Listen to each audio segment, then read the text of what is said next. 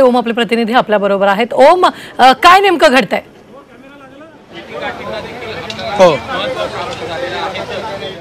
रुबीना, खरं तर मी जसं पूर्वीच म्हणालो की या महाराष्ट्रामध्ये जी काही सध्याची पॉलिटिकल इक्वेशन्स आहेत ती खूप वोलटाईल आहेत। राजकीय परिस्थिती खूप सातत्यानं बदलत जाते। सरकार जरी बनलं असलं तरी सुद्धा सरकारमधले अंतर्विरोध असतील किंवा विरोधी पक्षांमधल्या लाथाळ्या असतील, या सगळ्या घडामोडी खूप सातत्यानं वेगानं घडत आहेत।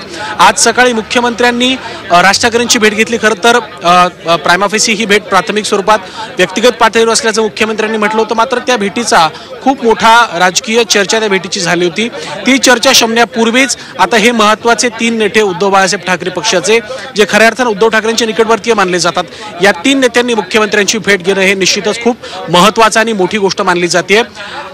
शिवसेना प्रमुख बाळासाहेब ठाकरे यांच्या स्मारकाच्या संदर्भात आपण ही भेट घेतली असल्याचं, म्हणजे या 3 नेत्यांची ही भेट होत असल्याचं जरी आपल्याला सूत्रांच्या माहितीनुसार कळत असलं तरी सुद्धा सध्या राजकीय दृष्ट्या शिवसेना उद्धव बाळासाहेब ठाकरे पक्षाची अवस्था असेल किंवा इतर काही गोष्टी असतील, या सगळ्या लक्षात घेता उद्धव बाळासाहेब ठाकरे पक्षाकडनं सातत्यानं प्रत्यक्ष अप्रत्यक्ष स्वरूपात भाजपला कुठेतरी संदेश दिले जात आहेत। जाहीरपणे सामनामधून टीका, माफ करा, जाहीरपणे कौतुक असेल किंवा मुख्यमंत्र्यांच्या कामाचं कौतुक असेल किंवा इतर सगळ्या गोष्टी असतील, त्यावरून कुठेतरी भाजपशी आणि एकंदर या सगळ्या सत्तेशी महायुतीशी जवळीक साधण्याचा प्रयत्न, विशेषतः भाजपशी, आपण महायुती हा शब्द वापरू नये, परंतु भाजपशी जवळीक साधण्याचा प्रयत्न निमित्तानं होतोय का हे देखील पाहावं लागणार आहे। आणि जे नेते भेटायला आले होते त्या नेत्यांच्या यादीकडे जर आपण लक्ष दिलं तर निश्चितच या भेटीचं गांभीर्य आपल्या लक्षात येईल। उद्धव ठाकरेंचे सर्वात निकटवर्तीय म्हणून ओळखले जाणारे मिलिंद नार्वेकर, त्यासोबतच क्रमांक 2 चे नेते, हे खरं तर किचन कॅबिनेटमधले नेते म्हणून ओळखले जातात। मिलिंद नार्वेकर, सुभाष देसाई यांसारखे महत्त्वाचे नेते